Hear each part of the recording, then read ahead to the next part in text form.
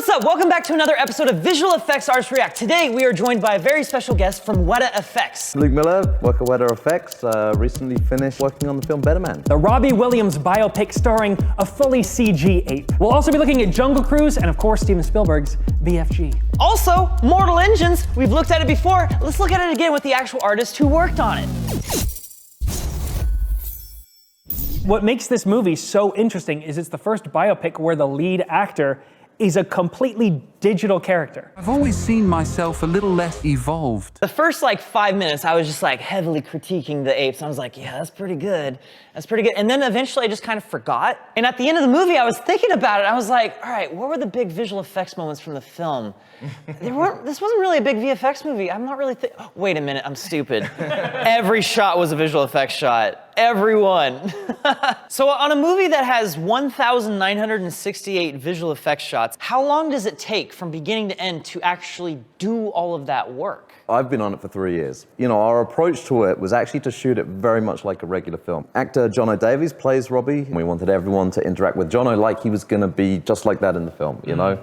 So the motion has to be done on the day as you're shooting. One scene in particular in the movie is quite an emotional scene, and it was very emotional to watch them shoot it, which was when they realized that Nan is getting dementia. Alison Steadman, who plays Nan, was trying to embrace Jono, but he had this helmet with all these bobbles on it. It was really awkward and it just completely killed the moment. So I just said to Michael, the director, we've got to lose the helmet. This is not going to work. So we just yanked the helmet and everyone's like, we're going to lose head track. And I'm like, this is way less important than Alison being able to stroke Jono's hair, you know? That's so true. Yeah. Because even if you make the greatest ape in the world, if the interaction doesn't feel correct, the entire thing's gonna feel off. Exactly, and for that reason, we also had to redesign proportions of Robbie to kind of eyeline match Jono. There's a little bit of discrepancy between an ape's cranium, I suppose, and a human's cranium. Apes don't have as much forehead. So if you match heights, the eyes are going to be slightly higher on the ape than a human. Yes. This is really important on set when you're shooting because the other actors will look at Jono and you instinctively will look at someone's eyes. Yeah. I didn't want to go down a road where we're sticking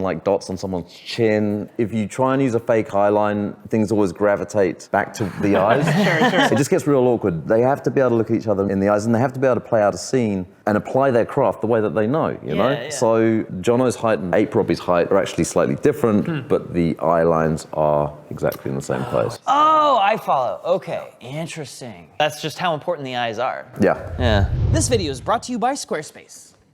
Hey, something's been evolving. But it's not him, it's these award-winning templates from Squarespace, today's sponsor. Now, some people might believe in intelligent design, but Squarespace believes in design intelligence with their own AI-powered website design tools that can help you empower your own personal identity on the internet. Now, our friend here still can't read, but fortunately with Squarespace's design templates, it's a very visual medium. You can design your websites without having to read at all. It's all just images and shapes. Even an ape can do it. What? And the Squarespace Commerce platform allows you to sell your own products, such as a bunch of bananas. Squarespace makes managing the sales of your bananas to your customers super simple. You can showcase your bananas and customize your banana listings with images, videos, and reviews, even related bananas. You can even print the shipping labels directly through Squarespace. Come on, that's super convenient. That's the thing apes like. I shouldn't have eaten the merch. Well, fortunately, using Afterpay, Apple Pay, or Klarna, I can pay anytime I want. Squarespace Payments is the easiest way to manage all your payments in one place, and the onboarding is super simple and quick. With just a few clicks, you can start receiving payments immediately. But enough monkeying around. Head to squarespace.com/corridorcrew where you can get 10% off your first purchase of a website or domain. Now that's what it's like to hang out with monkeys. So rather than go from solved data straight to the ape, we go solve data onto a digital version of Jono, so we've got that kind of one-to-one parity, and we'd be like, yes, we've accurately got his performance, and then we translate that to the digital character. There's always a little bit of transposing as well to be done because Robbie's got a muzzle, but Jono doesn't. The eyes are very similar. That was one of the things we went very human with. It's the first ape that we've done that has eyebrows, you know? Wait, oh, interesting. Yeah. Oh, eyebrows. Do apes not have eyebrows? No. I didn't know this. What? They have hair everywhere else. Yeah. Why not there? Why not there? That's crazy. You think you fixed apes. Yeah. That's what they were missing. There's this oneer in the movie that starts with a very hilarious gag of this woman getting hit in the face. It's funnier than it sounds, I promise. It almost looks like a proper music video that you'd see from Robbie Williams. What goes into a shot like this? Because it took me a while to start even realizing that the camera hadn't cut yet. Yeah. I noticed the costume change, and I was like, okay, that's pretty cool. And then it's like, it kept going, and I was like, wow, okay, this is the whole thing. The premise of the oneer is when Take That first burst out onto the street, they've just signed their first record deal. They're not well known, and then as you transition through the oneer, they get more and more famous. They, the costume changes they go through are iconic moments from their career, and then by the end of it, there's like everyone's running after them, screaming 500 fans. Yeah. And so we knew there was going to be these costume changes. There's one coming up right now. I love this one. Look at that! Oh, whoa! Yeah. Who's that? That's Chase, who plays Jason Orange as well. They just doubled down and used him for both. There's like about 50 posters of Robbie in there as well. And then they all gotta get replaced. Oh no. Because I was about to ask, because I was just assuming that like he was an ape in the original plate on those posters. And I was like, you had to like figure that out way ahead of time. Yeah. And that you guys were actually like, no, we did it after. Robbie was a bit of a secret, the ape, Robbie being an ape, and they wanted to keep the image of it, under wraps, and so we couldn't go and put a whole load of posters up with it in there because everyone would see it. So this was the only way. It's one of the more unspoken hero moments of the film, is that someone had to go through and put in literally about 50 Robbie heads onto all those posters. Boys on the pogos, they practice like mad to do pogoing in sync. I bet. And It's a lot harder to do than it looks. just at the very end, one of them just got slightly out of sync, so they've got to remain the same distance as well as being in sync. So we had to do a little bit of It's so stressful. This is a very tricky shoot. We went out to London in September, I think it was, and we had 5 days of rehearsals on a sound stage, and then the Queen passed away, and they had to pull the pin on the shoot completely. Oh yeah, that'll stop you. Yeah. It ended up taking us about another 6 months before we could get back onto the street again. Ren noticed he's in a markerless suit. No one's clocked that, actually. You're the first, I have to say. Motion capturing on Regent Street proved actually to be impossible. Every single night after we finished shooting, we had to get all of our gear off the street. Like, we couldn't leave anything there. Yeah, okay. So we had no ability to be able to rig cameras up onto any of the shop fronts. So we put Jono in a grey suit because it's just nice and tidy and tucks everything in as much as we can. But all the markers, those black and white markers, every time someone walks in front of one of those markers, it sort of burns into the edge that you have to roto, and then it has to be painted out of all of your semi-transparent edges. Whereas if you keep him nice and neutral and clean looking, it makes the paintwork easier. Totally. But you are having to resort to old school match move technique to be able to recreate that motion. So you're not even using like sensor-based mocap? No, there was no other way to do it. Yeah. That is incredible. There is a shot in this movie that I was so excited to see, and I think I was the only one in the theater to be super excited about it because it's so niche. He was shaving his head. I knew you were going to say that. You knew I was going to say that. Yeah. He was shaving his head, and my jaw dropped. I went, how do you do that? Literally, how do you approach shaving CG hair? Individual hairs flying off, chunks of hair literally rolling down his back.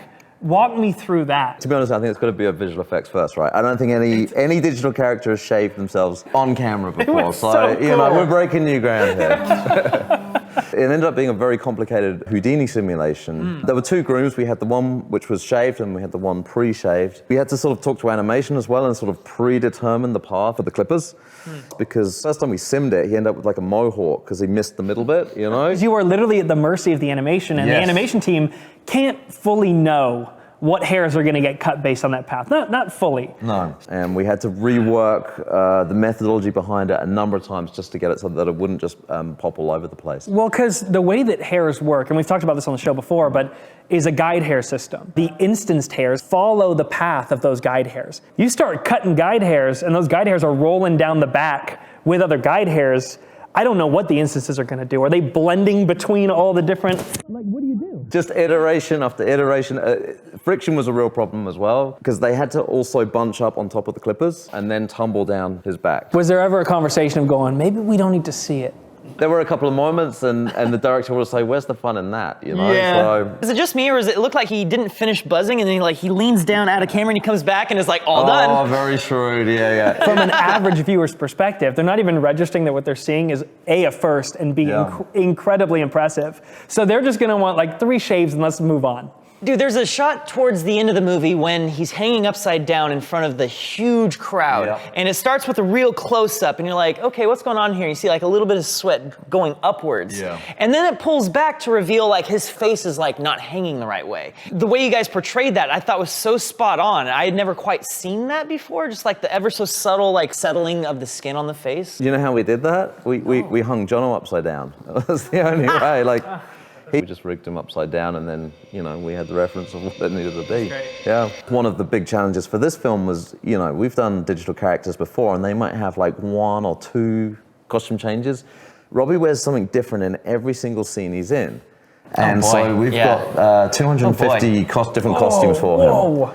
All that have to be custom built from the ground up. It's not like you can go to a store and buy them. I'm not sure I've ever worn 250 different types of clothing in my life. I have 6 shirts in my closet. Now, the costumes department were amazing. Like, they actually did make, borrow, or rent every single costume you see in the film. We'd have to reproportion them for 8 arms and whatnot, but there was always a real garment to refer to, which was amazing. What was fascinating to me in particular is just how much haze and lens flaring and like the stuff that you would see in like a traditional film, but with a main CG character integrated into it. I was so drawn to that the entire time. You know, Eric wanted to shoot handheld, he wanted to shoot with uncoated lenses, he wanted to shoot into light sources, and if there was a reflection in the scene, Eric would find it, you know, thus multiplying the number of Robbies that we had to put into a shot.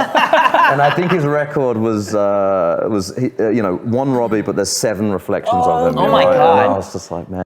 Any reflections of reflections? Yeah, there's a lot. There's Yum.